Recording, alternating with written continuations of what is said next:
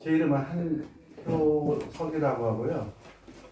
제가 쓴 책들이 꽤 많거든요. 거의 대부분 글쓰기에 관한 책인데, 중에서 이제 이렇게 해야 바로 쓴다. 이게 1994년도에 나왔어요. 그러니까 젊은 분들보다 나이를 더 먹은 책이에요. 30년이 넘었습니다. 되게 저는 자랑스러워해요. 한 세대를 책을 판단하는 거 쉽지가 않은데, 제가 처음에 책을 쓸 때 그렇게까지 오래 갈 줄 몰랐어요. 그리고 30년이 넘은 책이고, 그 다음에 이 너무나도 논술은, 쉬운 논술은 1998년이 초판본이에요. 그러니까 거의 지금 또 30년이 됐죠. 왜 30년이 되었을까? 한 30년 정도 돼도 이 책이 독자들한테 설득력이 있다는 얘기예요. 지금도 찾는다는 얘기는. 이렇게 해야 바로 쓴다는 첫 책인데요. 단어, 문장, 단락 해가지고 단어부터 한번 정확하게 써보자. 문장도 좀 정확하게 써보자. 단락을 만들어보자 하는데 주로 문장을 좀 정확하게 쓰자는 쪽에 가까워요. 그런데 문장은 어느 정도 정확하게 쓰는데 글 한 편을 완성하는 기교, 이건 어떻게 할 것이냐. 그래서 나온 책이 이제 이 책이에요. 이 책에서도 단어도 얘기하고 문장도 얘기하고 단락도 얘기하는데 그 글 한 덩어리를 만드는 수많은 기교들을 여기다 담았죠. 나는 글 첫머리를 잘 출발을 못해. 나는 글에 깊이가 없다는데 글에 깊이를 만들면 어떻게 할까? 이런 이야기들이 있어요. 근데 이런 책이 있는지도 모르고 그 다음에 또 사보지도 않고 사서 또 읽어새도 없고, 그래서 이제 동영상을 만들기 시작하는 건데요. 이게 이제 글 한 편에 대한 글 한 편을 어떻게 쓸 것인가를 고민하는 책이에요. 이것도 거의 한 30년이 된 거죠. 이 책을 쓰게 된 동기가 있는데, 제가 그 당시 이제 교사였기 때문에 학생들 논술을 도와주려고 출발을 했거든요. 그랬는데 일본 번역책을 보든 중국 번역책을 보든 글쓰기에 대한 지침서가 없어요. 있기는 있는데 어떤 거냐면 이런 식이에요. 첫머리를 출발할 때는 첫인상이니까 좀 독특하게 써라, 산뜻하게 써라, 강한 인상을 주는 게 좋다, 이렇게 얘기를 하는데 어떤 것이 산뜻한 것인지 어떤 것이 강한 인상을 주는 것이에 대한 이야기는 없어요. 그 다음에 횡설수설하지 말고 일관성을 가지고 글을 끌어가는 게 좋겠다 하는데, 횡설수설한다는 것이 어떤 것인지, 그러면 어떻게 해야 되는지, 일관성을 끌고 간다는 것은 무엇인지, 이런 얘기가 없는 거예요. 그러니까 우리가 흔히 얘기하는 총론이나 원론은 있는데 강론이 없어요. 문장은 간결한 게 좋다.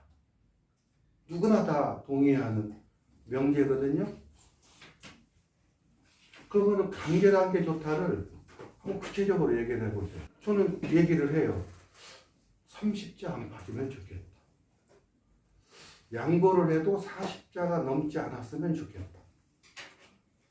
그러면 간단한 거 아니에요? 근데 모든 책들에는 뭐라고 되냐면 문장은 간결체로 써라 해놨지 30, 40이라는 말이 없는 거예요.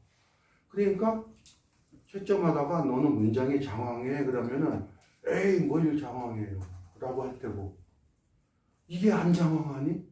왜 싸우겠어요? 각자의 기준이 다른 거예요. 이 정도면은 짧은 거죠. 야, 이게 짧으냐? 길지. 왜냐면 한 사람은 짧다의 기준을 50으로 잡고 있을 수도 있고 한 사람은 30으로 잡고 있으니까 30이 50을 채점할 때는 장황하다고 보고 50을 기준으로 갖고 있는 사람은 적당한 거고 30은 너무 짧다라고 보겠죠. 근데 만약에 대학 교수가 학생들한테 강의할 때 40자 안팎으로 써라. 내가 채점 기준은 그걸로 하겠다. 그래서 그 40자가 넘어서 50자, 60자면 만연체 문장이기 때문에 일단 자기 의사를 제대로 전달한다고 보지 않겠다. 그러니 니네들이 나중에 문장 훈련이 충분히 되어서 길게 써도 의미를 제대로 전달하는 그런 경지까지 될 때는 모르겠지만 내 강의를 듣는 동안에는 40자 안팎으로 레포트를 써내라, 보고서를 써내라. 이렇게 얘기하면 아이들이 이의를 제기할 필요가 없는 거죠. 야, 40자 안팎이라고 했는데 너 60자야? 아, 죄송합니다. 아우, 깜빡했어. 이렇게 되겠잖아요. 근데 교수가 40이라는 기준을 제시하지 않고 내 레포트는 무조건 간결한 문장이야. 이렇게 얘기해버리면 그게 싸움이 되면. 그래서 기준이 분명하면 돼요. 근데 그런 기준을 제시하지 않고 이상하게 일본 번역서나 중국 뭐 문장, 글쓰기 지침서를 보면 전부 다 그런 식으로 돼 있어요. 총론만 있고 강론이 없더라고요. 근데 교사인 나는 학생들한테 어떻게 써야 할 것인지 구체적으로 기준을 줘야 되기 때문에 딱딱 끊기 시작을 했던 거예요. 그래서 선생님들한테 이제 앞으로 10강이 될지 20강이 될지 모르겠지만 굉장히 구체적으로 말씀을 드려서 선생님들이 제 강의를 들으면 되게 환해지는 거죠. 그래? 앞으로는 40자 안팎으로 써야 되겠네? 이렇게 하면 되는 거죠. 그래서 40자 안팎이라고 하는 것은 한 문장에 하나의 이야기를 할 때 적당한 길이라고 하는 것이지 두 개의 이야기를 할 때 연결해도 되지만 그것도 기준이 있다. 시간의 흐름대로 정리를 하면 의미를 전달할 수 있다. 이게 되게 구체적으로 얘기를 하죠. 내가 말하고자 하는 정보를 상대방에게 구체적으로 되게 정확하게 자세히 전달한다는 것은 이미 전달하기 전에 그 사람하고 나하고 어떤 식으로 정보를 정리할 것이라는 것이 교감이 있어야 돼요. 그러면 쉽죠. 그렇잖아요? 제가 머리카락이 이런 색깔인데요. 제 이마가 좀 넓은 편이죠. 코가 좀 어떻게 했으면 좋겠는데, 입술은요, 거울 볼 때마다 불만이 많아요. 이런 식으로 얘기하면 저 사람이 그 다음에는 턱 얘기를 하겠구나. 이렇게 상상이 되잖아요. 그렇잖아요? 그래서 어떤 식으로 어떻게 전달을 해서 예를 들어서 80자가 되고 100자가 되더라도 이미 말하는 사람과 듣는 사람이 어떤 식으로 갈 것이라는 것이 교감이 되면 쉬워요. 그런 것이 안 된 상태에서 툭툭 던지면 힘든 거죠. 그래서 이 책을 총론만 있는 그런 글쓰기에서 내가 한번 강론을 얘기해보자 했는데 그 강론을 30년 전에 이제 정리해서 책으로 만들었던 거고 그 이후로 이제 말하자면 설득력이 있어서 오늘까지도 팔리는 책이 됐던 거죠. 그래서 제가 이제 첫 시간이라 이런 얘기 저런 얘기를 하겠지만 다음에는 저는 하나도 궁금하지 않잖아요. 다 아니까. 그러니까 선생님들이 책을 읽고 이해가 안 되는 부분이 있으면 미리 이제 저한테 주면은 자 다음에는 그러면 어떤 분이 이런 부분을 가지고 이해가 안 되는데 이걸 가지고 한번 얘기해 봅시다 하면은 강좌가 뭐 50강, 100강, 뭐 150강 진행이 되겠죠. 그래서 이 책 한 권을 낱낱이 이야기하는 그런 강좌로 지금 가려고 하는 겁니다. 글쓰기가 어렵습니까? 쉽습니까? 써보셨어요? 써보셨어요? 쓰고 보면 앞뒤가 안 맞아요. 그건 써보신 거고, 난 써봤냐고 물어보는 거예요. 안 써보고 어렵다라는 생각을 한다는 얘기는요, 어렸을 때부터 글쓰기는 어려운 것이다라고 세뇌된 거예요. 맞아. 예. 우리나라 한글이 제일 어렵대요. 예. 그 한글에는 글 자체는 뭐 배우는 게 어렵지 않은데 자기 생각을 글로 정리해서 상대방의 의사를 전달하는 도구잖아요. 그랬는데 왜 써보지도 않는데 쓸 생각도 하지 않냐면 어렸을 때부터요. 너 글 쓰는 게 너 보통 그게 어려운 건 줄 알아? 이렇게 해갖고요. 우리 요즘 하는 말로 가스라이팅이 되는 거예요. 예. 제일 심한 말이 뭔지 아세요? 뼈를 깎는 고통이 따라야 한다. 이렇게 얘기를 해요. 그러니까 사람들이 누가 뼈를 깎겠어요. 안 쓰면 되는 일을 하잖아요. 그래가지고서는 뭐 하루아침에 완성되는 것이 아니다. 그러면은 얘기를 해줘야 되잖아요. 한 100일 쓰면 되니까 이렇게. 그잖아요. 100일을 어떻게 써야죠? 하루에 한 편 정도 해서 한 숙달열을 한 100편 정도 쓰면 잘 쓰지 않을까? 이렇게 구체적으로 얘기해주면 내가 시도를 해볼 거 아니에요. 그잖아요. 하루에 한 편을 몇 글자? 한 그래도 200장 거 2장, 400자 정도의 짧은 글을 한 30일 하고 조금 솜씨가 늘으면 한 31일째부터는 한 600자 정도 또 한 30일 하고 그게 또 솜씨가 붙으면 한 80일부터 한 20일간은 한 1000자 정도 쓰는 이렇게 짧은 글부터 시작해서 한 달씩 하면은 한 100일 뒤에는 뭐 1000자 정도 이 정도는 쓰지 않을까? 이렇게 얘기해주면 해볼만 하잖아요. 그럼 첫날은 200자만 써도 잘 쓰는 거네요. 그렇지. 한 달 뒤에 1000자 쓸 거니까. 근데 그런 얘기도 안 하고요. 뼈를 깎는 고통이 따라. 하루아침에 되는 게 아니에요. 그러니까 안 난다니까요. 그래서 내가 아까 글 써봤냐는 거예요. 써보기도 전에 이미 수많은 사람들이 겁을 줘가지고. 그러면은 뼈를 깎는 고통이 따른다. 하루아침에 완성되지 않는다는 사람은 써봤냐? 지도 안 써봤어요. 사실은. 그러니까 예를 들어서 제가 글을 어떻게 하면 잘 쓸까요? 할 때 제일 정직한 대답은 뭐예요? 그렇죠. 몰라. 나도 안 해봐서 몰라 해야죠. 그래야 내가 다른 스승을 찾아다닐 거 아닙니까? 그런데 잘하는 것처럼 뼈를 깎는 것도 있다. 이러니까 선무당이 사람을 잡은 거예요. 그래서 안 써본 사람. 근데 그게요. 하루 이틀 된 게 아니에요. 사실은 가만히 보면. 중국에 유명한 문장가로 구양수라는 사람이 있는데 이 구양수가 삼다를 얘기해요. 삼다가 뭐냐면 세 가지 많이 하라 하거든요.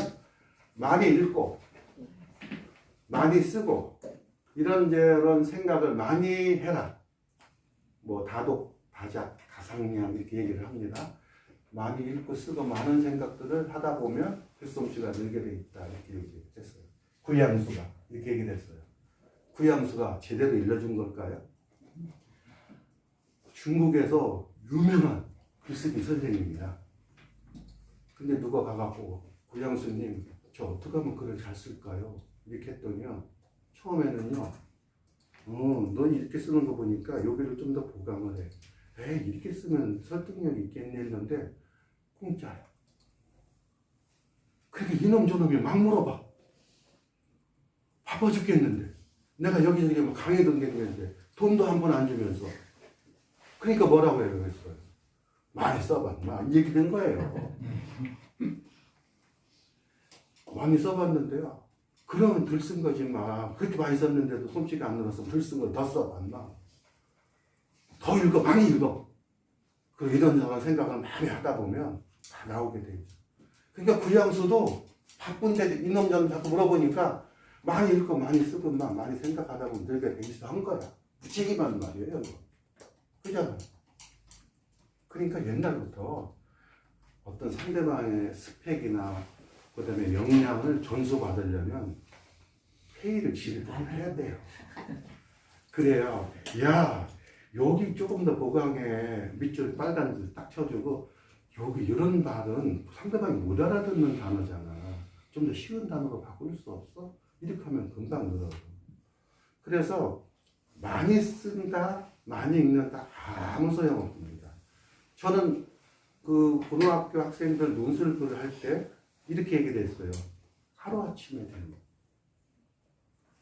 하루아침에 글쓰기는 안 된다 했는데 저는 하루아침에 된다 이렇게 했어요. 그래서 제가 강의를 할 때 이렇게 얘기합니다. 나 지금 120분 강의를 할 건데 120분 전에 들어온 너와 내 강의를 듣고 120분 후에 나가는 너가 다를 것이다. 글을 보는 눈, 어떻게 글을 써야 되겠다는 눈이 달라질 것이다. 그리고 만약에 120분 뒤에 그렇지 않다면 그건 내가 책임을 져야 된다. 왜냐면요, 하루아침에 돼요.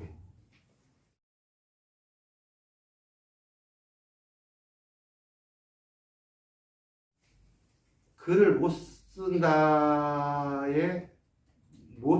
못에는 수많은 그 갈래가 있습니다. 그러면은 그 판단은 누가 하는 거죠? 독자가 하는 거죠. 내가 글을 썼으니까. 그러니까 어떤 그 옛날에 그 학교에서 교지 만들잖아요. 어떤 학생들은 제가 쓴 글에서요 한 점 한 글자라도 고치면 안 돼요. 자기 글에 대한 자부심이 대단한 학생들도 있어요.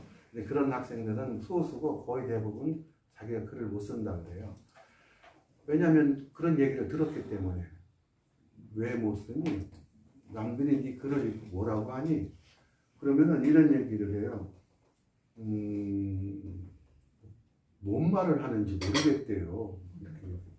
그러니까 글을 썼는데 상대방을 이해시키지 못하는 못쓰기죠.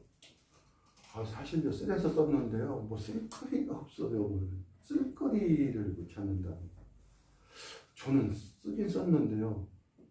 내 친구들이 이설이저설이 횡설수설 한다고 해요. 뭐 이런 식으로. 그러니까 못 쓰는 것들이 되게 다양해요. 저는 글에 깊이가 없다고 그래요. 저는요, 독창성이 없다고 그래요. 창이 참신하다는 표현으로 바꿉니다. 참신하지 않다고 그래요. 이렇게 또 얘기를 해요.